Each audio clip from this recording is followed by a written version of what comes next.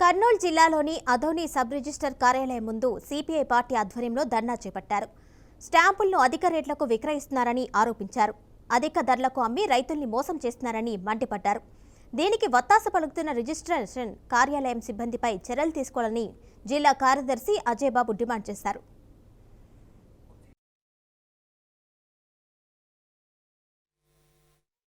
Adoni sub registration కార్యాలయంలో జరుగుతున్నటువంటి అవకతవకలు, అదేవిధంగా స్టాంప్ హోల్డర్స్ అంటే డాక్యుమెంట్ రైటర్స్ వాళ్ళు చేస్తున్నటువంటి అవినీతి అంటే స్టాంపు ఒక రేటు కొంటే వాళ్ళు అధికంగా రేట్లకు విక్రయించడము.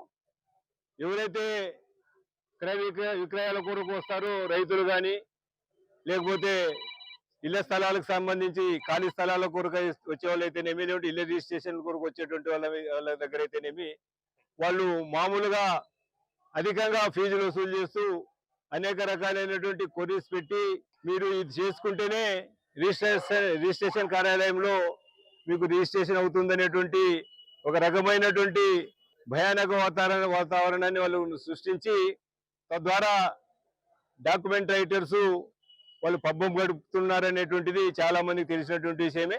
మళ్ళీ ఈ సందర్భంగానే స్థానిక రిజిస్ట్రేషన్ కార్యాలయంలో కూడా అనేక రకాలైనటువంటి అవసర నిమిత్తం వచ్చేటువంటి రైతులైతేనేమి, ఇతరత్ర వ్యవసాయ